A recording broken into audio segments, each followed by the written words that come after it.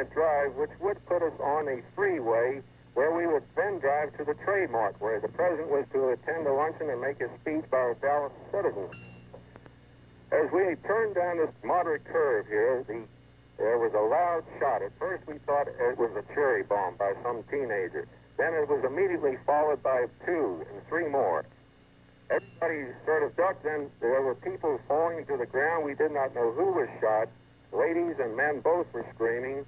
David Wigman, the cameraman in the car in which I was riding, immediately jumped out, was making pictures. We did not know who was hurt. When the president's car took off with the police escort and the Secret Service in a mad dash, which turned out to be towards the hospital. We picked up one of the remaining Secret Service men who had been left behind. He went with us in a mad frenzy in this motorcade behind the president's car. We were cleared through the police lines and finally got to the hospital.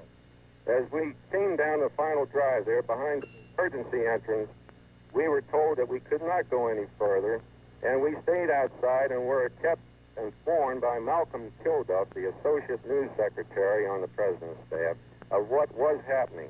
As I left the hospital to come over here to this phone, which is approximately a block away, he whispered in my ear, he says, "John, we understand the president has died.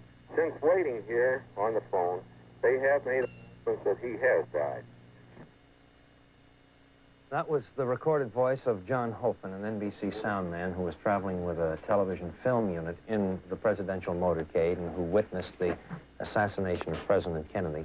Now, Frank McGee, who has been keeping an open telephone line to the Parkland Memorial Hospital in Dallas, where President Kennedy died, is once again in touch with the NBC correspondent who was traveling with the president, Robert McNeil. Here now, Frank and his communications with McNeil. Yes, Bob, I understand that they're clearing the room, so would you give us a report on what you can see from there now? Well, President Kennedy's body, Frank... President Kennedy's body? ...is in the emergency section. Oh, I'm sorry, Bob. I understand you can be heard directly now, so go right ahead with a straight report. President Kennedy's body is in the emergency section of this hospital at the end of a long corridor. For the past 45 minutes, the corridor has been filled with bewildered-looking White House officials, hospital interns, reporters. Now police are clearing out the entire corridor, and we believe that the president's body is about to be brought out. A bronze coffin was taken in about 15 minutes ago, and that was shortly after White House Press Secretary Malcolm Kilduff had officially announced that the president died at 1 o'clock Dallas time, that is 2 o'clock New York time, after the shooting incident in downtown Dallas. Bob, thank you very much. Does this mean you will have to leave this telephone? I can hold on for a second here, Frank, I think. Well, please do. I'll hang on as long as I can. Yes, as long as you can. And that's the word from Dallas, Bill, at this time. Thank you very much, Frank. Merrill Muller, I think you have some additional detail here. The flag at the White House has just been lowered to half-mast. We also have 2 eyewitness reports on the wire services. One eyewitness reporter, a television reporter named Mal Couch, said that he saw a gun emerging from the window of a warehouse. This warehouse was located just beyond a triple underpass through which the presidential motorcade had to go on its way into downtown Dallas. And just as the car emerged from the presidential car emerged from this underpass, 3 shots rang out. 3, not 2. We know that Mr. Kennedy was hit in the right temple and that Governor Connolly was hit in the head and wrist. That's all we know at the moment on Governor Connolly. We do not have a late report on his condition. As you know, the president died just about an hour ago from his wounds. This is the first assassination of a president of the United States since William McKinley, I think, in 19... That's right. Well, here's something on Governor Connolly. He's reported in satisfactory condition. This is just in, as Bill just told you, Governor Connolly is in satisfactory condition. We have no report on the condition of Mrs. Kennedy. She is in the hospital still. Traveling behind a police escort with his wife, Lady Bird Johnson. She is now the First Lady of the land since Mr. Johnson has become President of the United States. Lady Bird Johnson has been under heavy guard and is in seclusion somewhere in downtown Dallas. Actually, Merrill, excuse me, do you have information? This is not information. Well, I was just going to say that President Kennedy is the 3rd American president to be assassinated since Lincoln The others were James Garfield in 1881 and William McKinley in 1901. And as a matter of fact, this continues one of, I suppose you'd have to call it one of the grimmest statistics in American history. No president in the last 100 years who has taken office in the 0 year has completed his term of office. They've all died. The Capitol is now starting to react to what has happened in Dallas, and for a report on that, we go now to Martin Negronsky, NBC News in Washington. This is the flag at half-mast outside our studios here at NBC in Washington. We assume that the flag at the White House is at half-mast in the same way, and that all over this capital city of the United States, wherever the American flag flies, it has been lowered to half-mast as a sign of respect to the President of the United States. We have very little news as yet on the reaction in Washington. It happened so suddenly. There has been very little opportunity for any real reaction. Senator Mansfield has made no statement, the Senate Majority Leader. Speaker McCormick, who is now in the position in relation to President Lyndon Johnson, that Lyndon Johnson was in relation to President Kennedy, has made no statement, nor has the Senate Minority Leader, Mr. Dirksen, nor, as far as we know, has the Senate Whip, Mr. Humphrey, Senator Humphrey of Minnesota. Senator Humphrey was informed by his aide while he was at lunch at the Chilean embassy of what happened. His aide reported that the senator's voice cracked several times, that he seemed completely numb, that he was unable to make a response, and said he would be immediately back to his office. I am told by an aide of Senator Ted Kennedy, of Senator Edward Kennedy, who now is presumably en route to Dallas with his Attorney General brother, Robert, that when Senator Kennedy was informed of this, that he said not a word, merely laid down the gavel where he was presiding over the Senate of the United States, quietly stepped down from the rostrum and proceeded to leave the chamber. And the Senate, of course, went into immediate adjournment after the prayer by the Senate chaplain, Mr. Brown. All through the city, as we try to call government offices, it's almost impossible to reach prominent officials. I tried myself to call the Attorney General's office and discovered that the Attorney General had been out at his home in Virginia having lunch. The girl who answered the telephone in his office was crying so heavily she couldn't really make herself understood to me, and I could only make out that she knew that the Attorney General was at lunch and that he had been informed of what had happened. It's a state of shock, really, is the only way that I can describe the feeling that we have here in Washington. It goes for me, it goes for David Brinkley, for all of his correspondents as well. It's so impossible, I think, for all of us to contemplate, to realize, to understand that this young, so vital man can be dead in this fashion. There's nothing else really to report from here in the Capitol. Back to New York. I think we must remember that it was only last week when the president was making a similar motor drive from New York's Idlewild Airport into New York, when, at his discretion, he elected not to follow behind the usual motorcycle escort with all the flashing lights and the sirens because it is so disruptive of traffic, and at the time that he was coming into New York, it was a particularly busy time. And it, of course, created some snarls. The president's limousine was delayed at several points. At one time, it was even blocked by a truck and some buses. But they did, of course, make it into the heart of New York, and later the president was pictured as having enjoyed this quite enormously because he liked to be treated without those considerations. And, yes, Bob, I am. Do you have word? Uh-huh. Frank is speaking to NBC correspondent Robert McNeil. Has been in constant telephonic communication since the story first broke. Robert has been working at the hospital, and of course you can appreciate that there are times when he will be off gathering information, other times when he will come back to the phone to report to us. And so from time to time, Frank and he will confer as to whether or not he has new information that he can add to what was already know about what happened in Bob, Dallas if you'll today. stand by just a moment. Bill, unless you have some late information. I have not, sir. No, All go right ahead. Bob was just talking with me about the contrast in attitudes of the president's arrival and the mood that now prevails in Dallas, and I think this might be of some interest. So, Bob, if you will go ahead, I believe he can be heard on the air now. I think he not? can, yes, Frank. Yes, Bob, go ahead. How extraordinary the contrast was. When the President and Mrs. Kennedy arrived at the airport, there was a crowd of many hundreds, and Mrs. Kennedy, following the practice she's developed the last couple of days, took the initiative in going over to the fence, and she and the President walked all along the fence, shaking hands with both hands, and the crowd was really delirious with them. And this kind of reaction was something like the reaction that was encountered in the big crowds all the way through the town. Very friendly. I saw only one hostile sign all the way through the motorcade, which went about 10 miles. And then suddenly, in the middle of this bright sunshine, the friendly crowd, and nobody expecting anything, these three muffled shots were heard. And it couldn't have been a more startling, gruesome contrast to the very pleasant, sunny, friendly atmosphere that he'd received, despite all the warnings that things were going to be difficult for him here in Dallas.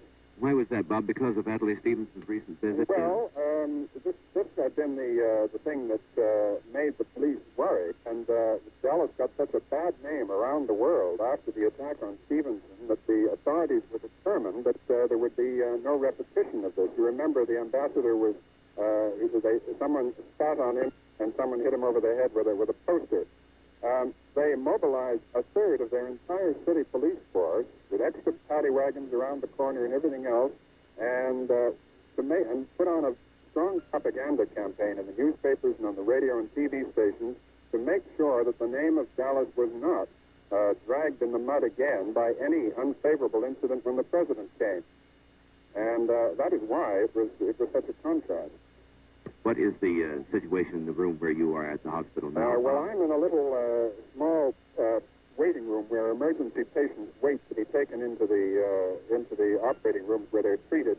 And there are a few policemen who are the only ones left in the long corridor leading to the room with double swinging doors, behind which we assume the president's body is being placed in the bronze coffin, which was taken in about half an hour ago, and from which we expect it to come out shortly.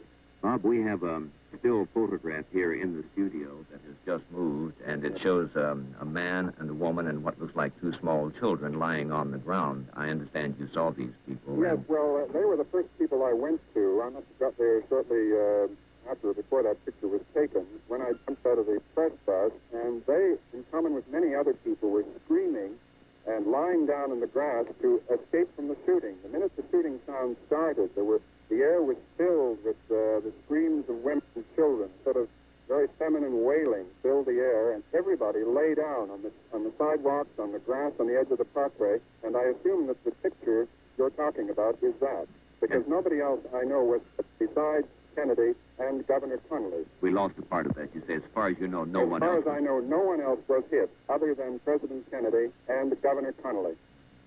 Now, Bob, again, about the area or the building from which the shot apparently was fired. Could you describe that for us and tell us about how far away it was from the car and how they would have been able to see the car from that distance? Yes, well, I'll describe the scene. There was, as you come out of the main street of downtown Dallas, which was packed with people, it feeds into a parkway called the Triple Underpass. And that parkway, which is lined with trees and lawns, takes a bend. And behind some trees, in the sort of service road, is a brick building of about 8 stories, which is called the Texas School Book Depository. Now, according to witnesses, 2 of them who I talked to and the police talked to, say they saw a man with a gun in the, one said the 2nd floor, another one said the 4th floor, a window of that building. Now, from either floor, Frank, he would be able to see over the low trees to about 100 yards away where the president's car was. An unobstructed view, Bob? I would think so. I was not able to go up to either of those windows, so I couldn't see for myself, but looking at it from the ground, it looked as though it would be. The president, therefore, must have had presented either a profile to the assailant, if he was, in fact, in those windows where the witnesses say, and or his 3/4 back, because his car had actually passed the direct line from the window.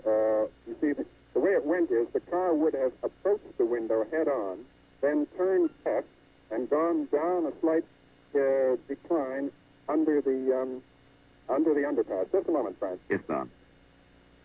That seems to fit, Bill, with what he said. The word that we had here was the president was struck in the right temple. Yes, Bob. Carried out. Go ahead. Say again, Bob. The president's body has just been carried out of the hospital in the bronze casket, and it was accompanied by his military aide, Major General Clifton. And It has been placed in an ambulance. I understand it is being taken straight to the air base where he landed for it to be flown back to Washington. I see, Bob. The crowds have all been moved away from the door by the local police and the Secret Service. I can hear the motorcycle escort outside with the ambulance starting up. And the president's body, with the police motorcycle escort, is now pulling away from the hospital. It is about 1.5 hours since he was shot. The president has been dead for about 1 hour and 7 minutes. Vice President Lyndon Johnson, who is now constitutionally the president, left immediately after the president's death was confirmed, and with a police escort went off to the airport, presumably to go straight to Washington to assume the constitutional responsibilities of the president. Bob, returning to your earlier narrative, you had just taken us to the point where the president's car had turned, and I was about to ask. Now, there were 3 cars behind him with Secret Service and several Texas congressmen, and then I was in the first press bus, the front of the first press bus, which came behind those.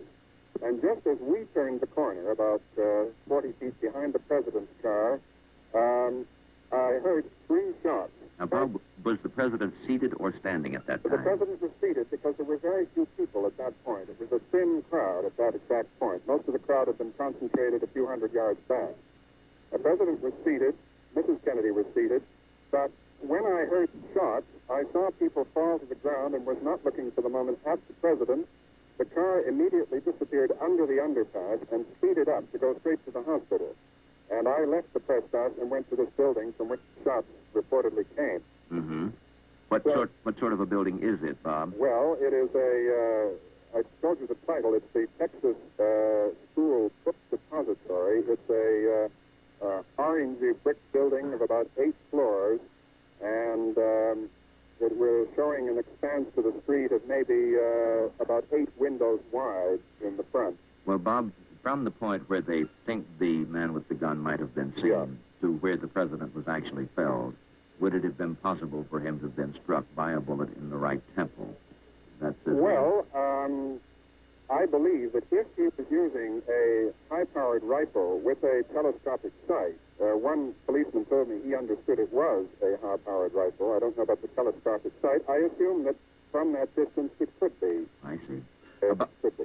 About how fast was the president's motorcade going at the time of the quite fire? slowly. It was about, by that time, having just gone around the corner, it was probably between 15 and 20 miles an hour. Mm-hmm. And Vice President Lyndon Johnson was how far behind?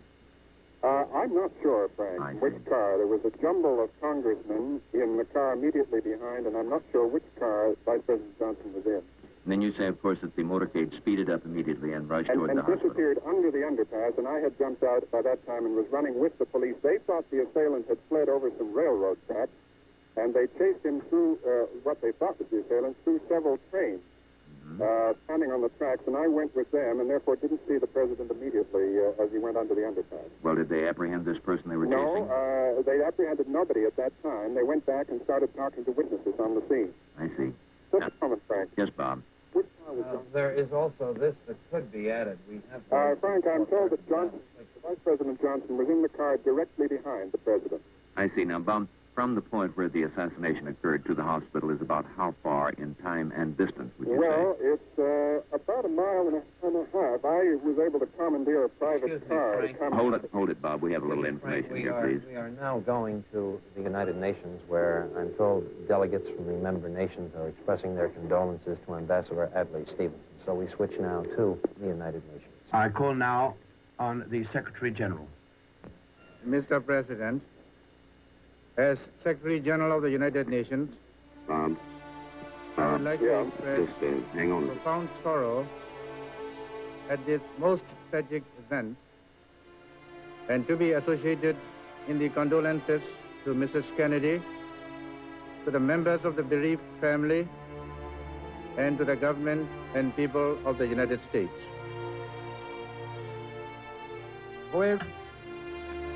I request members of the General Assembly to rise and observe 1 minute of silence in tribute to the memory of President Kennedy, after which I shall adjourn this meeting in sign of mourning.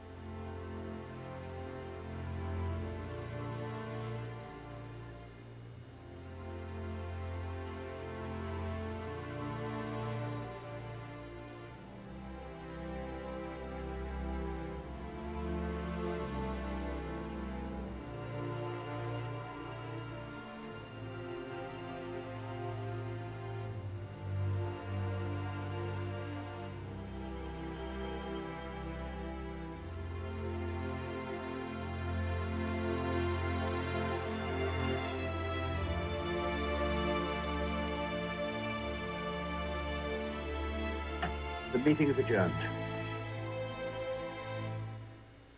Delegates of the 111 member nations of the United Nations standing in a moment of silence in sympathy to the United States government for the loss it has sustained today with the death, the assassination in Dallas, Texas, of President John F. Kennedy.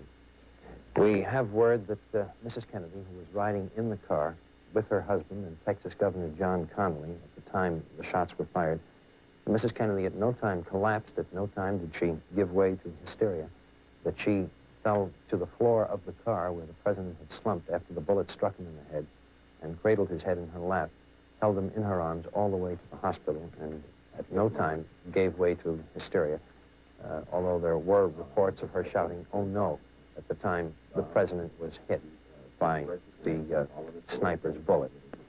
We now have more reports from the area where it happened, so we return to station WBAP-TV in Fort Worth and newsman Tom Whalen.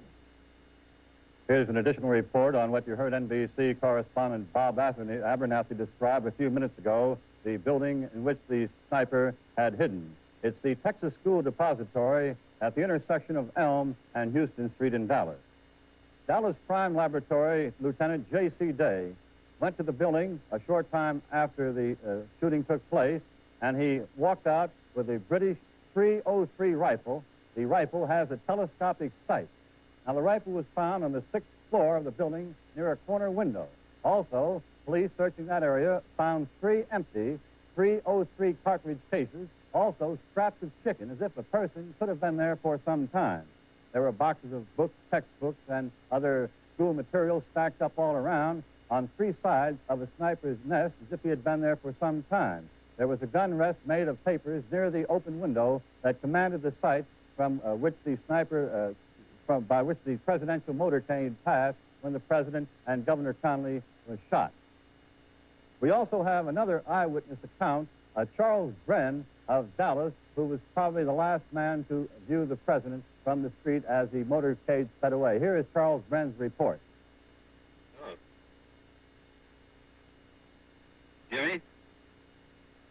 Where's your witness? Brent.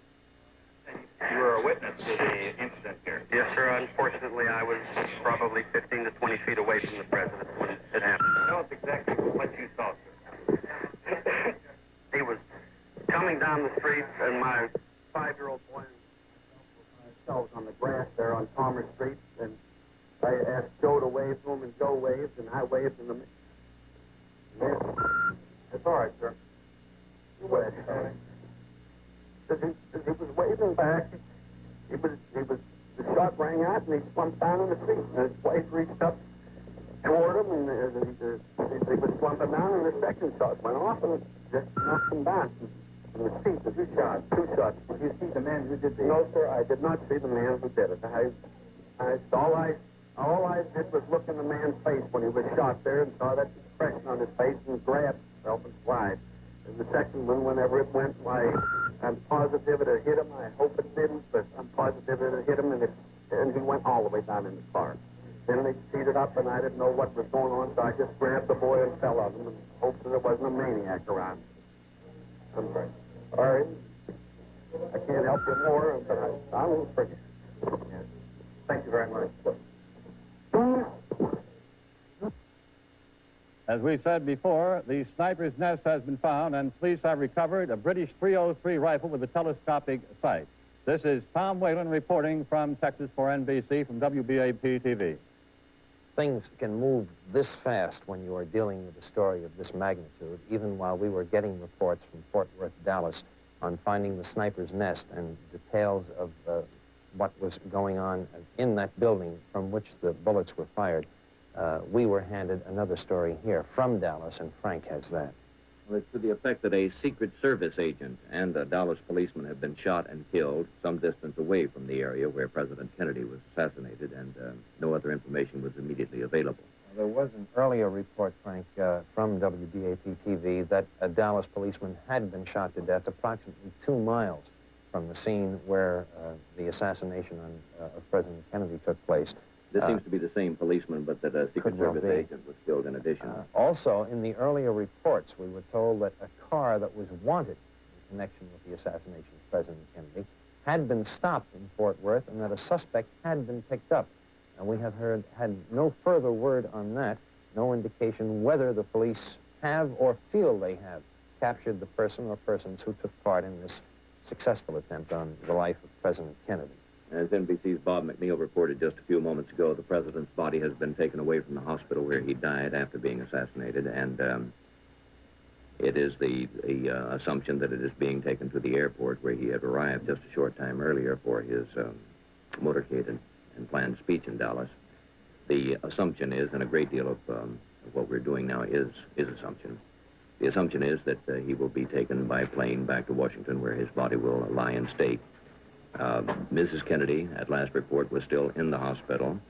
Who is now President Johnson, Lyndon Johnson, left the hospital a short time earlier, and the thought there also was that he was headed for the airport to catch a jet back to Washington, where he will be sworn in as President of the United States. There is this, Frank. Robert Goralski reports from the White House that George Reedy, who was Lyndon Johnson's assistant, has just arrived at the White House. And the speculation is that that is in preparation for the administering of the presidential oath to Mr. Johnson.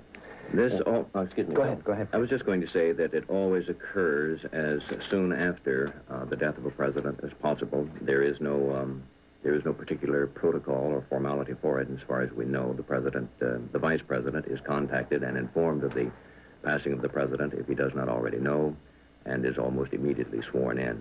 Sometimes there is a private swearing-in ceremony that is repeated later, but it is not a joyous occasion, as you can imagine, and constitutionally, the vice president becomes president immediately upon the death of the president of the United States. So Lyndon Johnson is now president of the United States and will presumably be sworn in sometime this afternoon.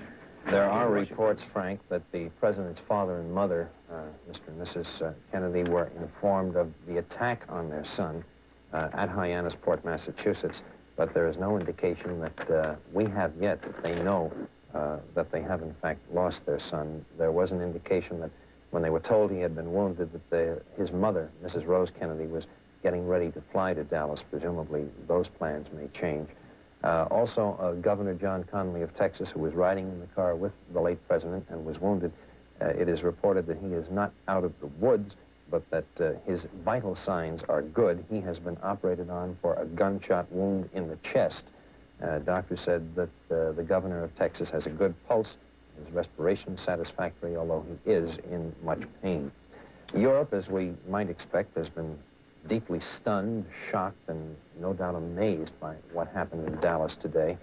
Our servicemen overseas got word of it on the Armed Forces Network. In the Vatican, Pope Paul VI was immediately informed. Francis Cardinal Spellman of New York, who was in Rome for the Ecumenical Council, was also told of what had happened to the president. He said, "I am saying the rosary for him now." Cardinal Spellman said the president's death was a great loss to the country and to the world. In Great Britain, radio and television suspended their regular programming after the flash of the president's death was received there. It came in London at about 7:30 in the evening, British time, and the Soviet news agency TASS carried a flash on its circuit this afternoon saying, and I quote from TASS, "It has been officially announced that the United States President John F. Kennedy has died in a hospital after an attempt was made on his life, again, and still quoting TASS, by persons as believed from among the extreme right-wing elements." Close quote on TASS. Frank? Well, it's just a note here, Bill, that it was at 2:05 p.m. I suppose that would be Central Standard Time. It was the Eastern Time. No, it would have been Central Time when the president's body was removed from the hospital. I was driven away in a lengthy cream-colored ambulance, and the curtains, the side curtains, were tightly drawn. There is something here, Frank, on at least one of the persons, and there may have been two, there may be only one, picked up in connection with the assassination of President Kennedy. A white man in his mid-20s was arrested in the Riverside section of Fort Worth in the shooting of a Dallas policeman. A man with black curly hair, wore a red shirt, denied that he was connected with the assassination of the president. He was in handcuffs when he was seen by reporters. So a man has been taken into custody. It is in connection with the shooting of a Dallas city policeman. There is no word yet whether this is or is thought to be the man or person who today assassinated President Kennedy, apparently with a single shot from a high-powered rifle fired from the 5th floor of a building, which was, as we are told by Robert McNeil, roughly 100 yards from the president's motorcade, which was traveling at slow speed. Now, we are starting to get conflicting reports on weapons. There was one that it was a .303 rifle, and that 3 spent .303 cartridges were found on the 5th floor of this building, along with some remnants of chicken, indicating that the sniper staked himself out for quite a while before firing the fatal shot today. Now there is another word that a Mauser has been found, 7.65 Mauser. It's a German army rifle which had a telescopic sight with 1 shell left in the chamber. 3 spent shells were found nearby. What this means, whether this is the weapon or the other, we do not know. Possibly the Mauser is measured in millimeters and might come close to being a .303. Might well be. I would expect certainly that during these early and confusing moments of this thing, we're likely to get conflicting reports. It's of no consequence in the final analysis. The president is dead, has been shot. I'm sure that all of us from time to time have wondered if it is really necessary to go to the great lengths that the Secret Service does go to in trying to protect the life of the President of the United States. Each infinite detail is checked out. I would assume, but I think it's a safe assumption, that the driver of the automobile, who was a Secret Service man, knew instantly where the nearest hospital in Dallas was located. And the reports we have received from there say that he sped away immediately and went directly to the hospital in an effort to spare the president first from further gunfire, and secondly, of course, to get him to the hospital as quickly as possible.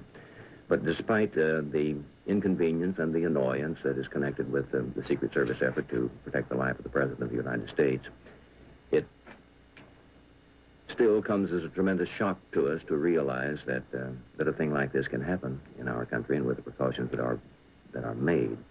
One of those who was a witness to the assassination today and was a member of the presidential party was Texas Senator Ralph Yarborough, and he went to the hospital when the president was taken there and was the first to give newsmen anxiously awaiting in corridors outside some indication of what the president's condition might be.